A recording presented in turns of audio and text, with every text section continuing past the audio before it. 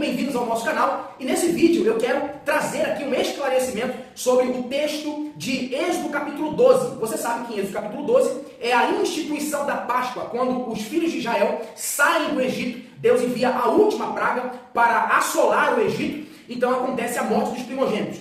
E esse vídeo eu estou gravando especificamente para um rapaz chamado Douglas. Ele me perguntou hoje a respeito desse texto.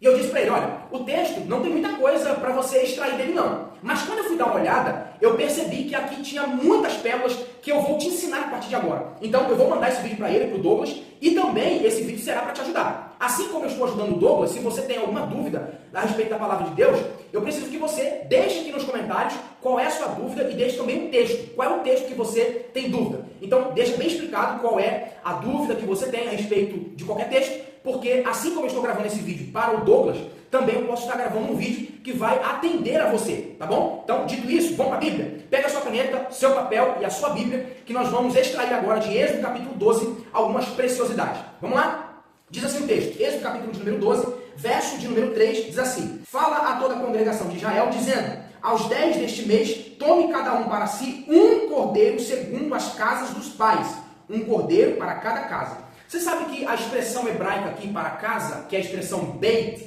não está falando simplesmente de uma casa de 4 paredes.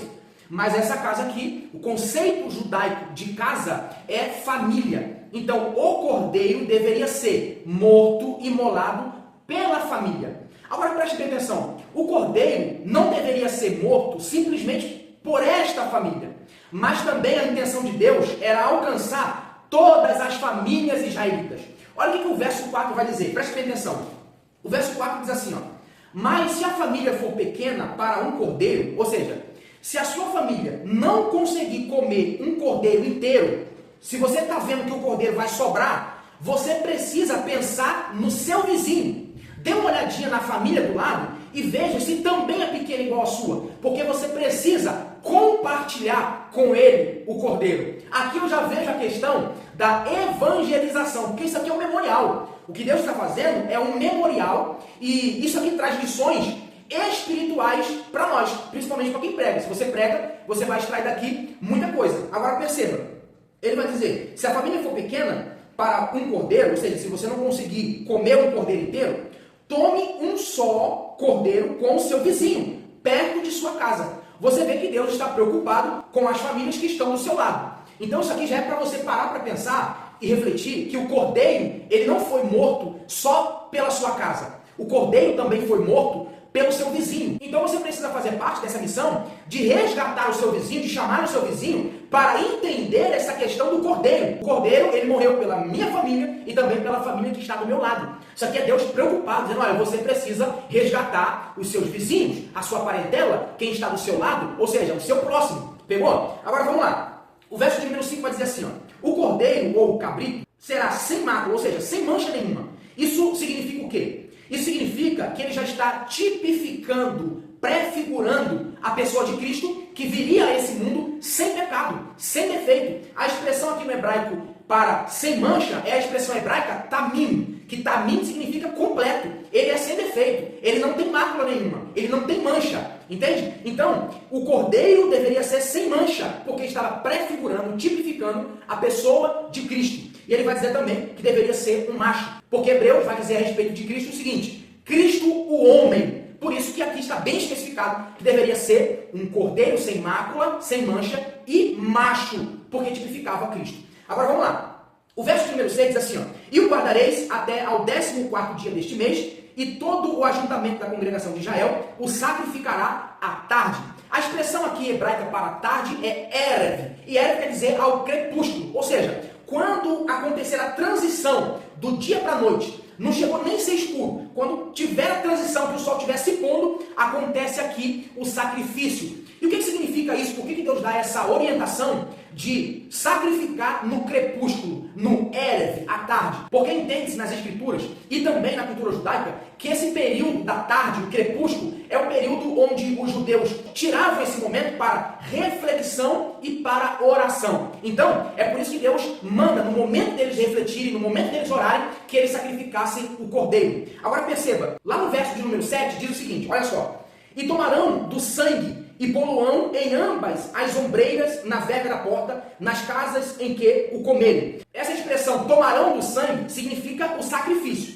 O sangue, ele lembra do sacrifício. Agora, essa questão de ambas as ombreiras da porta, essa expressão no hebraico é mezuzá, a parte vertical da porta. O que significa isso? De acordo com a tradição judaica, os postes da porta tinham significados simbólicos. Quais são esses significados?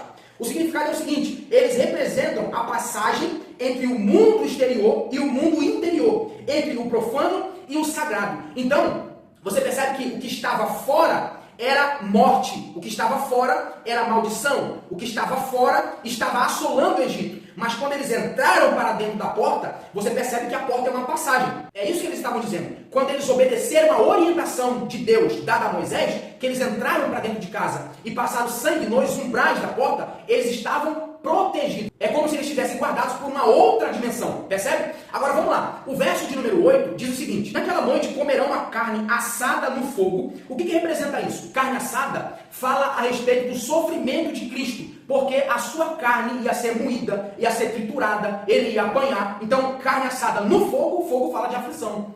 Então, isso aqui já é uma prefiguração do sofrimento de Cristo. Olha como é que o texto ele é rico. Vamos lá, continuando.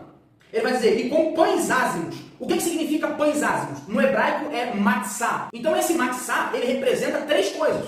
A primeira, ele representa pressa, porque eles estavam a ponto de sair do Egito e não deu tempo de levedar. Segundo, representa pureza, porque quando você vê um pão com fermento, o fermento ele é sempre símbolo do pecado, sempre símbolo da maldade. Então, você sabe que o matzá, ele carrega essa simbologia de pressa e de pureza. E também, terceiro ponto aqui, para matzá, que é o pão sem fermento, ele simboliza Cristo, que é o pão vivo que desceu do céu, sem fermento e sem pecado. Olha que coisa maravilhosa. Continuando, ele vai dizer assim, ó, com ervas amargas a comerão. Ervas amargas aqui simbolizam o sofrimento do povo de Israel no Egito. Tudo aquilo que o povo passou no Egito é representado pelas ervas amargas. Então, sempre que eles comemoram a Páscoa, eles comemoram desse jeito que a Bíblia descreve em Êxodo capítulo 12. Agora vamos lá. Pulando do verso 8 para o verso 11, eu quero destacar algumas coisas aqui com você nesse verso 11. Olha só. Diz o seguinte: assim, pois, o comereis, os vossos lombos cingidos.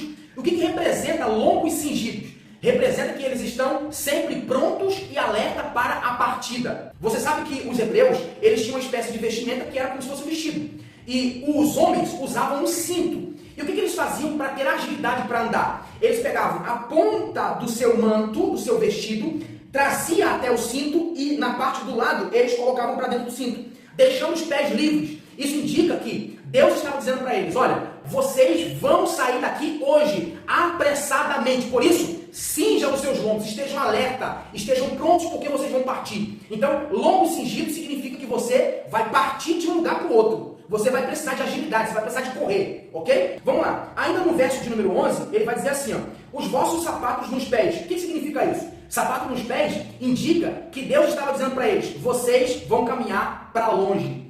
Porque o escravo não tinha direito de andar calçado. O escravo sempre andava descalço. Olha só que coisa. Então Deus estava dizendo, olha, a partir de agora, vocês estão trocando o status de escravo para liberdade.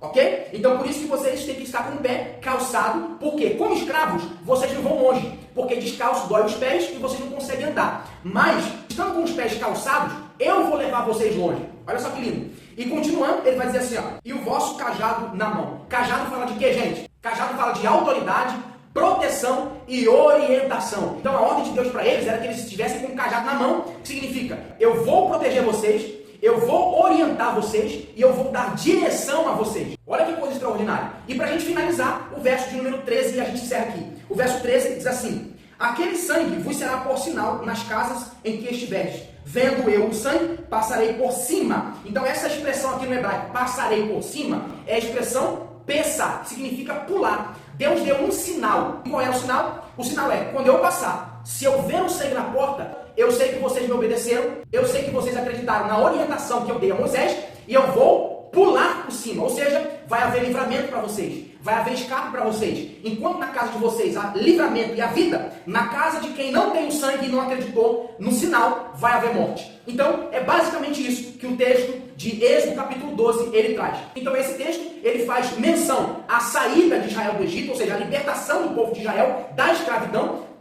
também reflete a saída de todos os crentes do pecado e indo em direção à luz, e indo em direção para o reino de Deus. E também isso aqui reflete o sacrifício que Cristo fez na cruz. Tudo isso apontava para Cristo, tá certo? Esse foi o vídeo, espero que isso aqui tenha te ajudado, eu tenha contribuído de alguma forma para você. Se esse vídeo te ajudou, eu peço que você deixe aí uma curtida, deixe um comentário, o que você mais gostou desses pontos que eu apresentei para você. Deixa aí nos comentários, eu quero saber. Se você quiser estudar hebraico bíblico comigo, me chama no privado, que eu vou estar te atendendo e passando todas as informações do curso de hebraico, tá bom? Deus abençoe você, sua casa e a sua família. Espero você no próximo vídeo.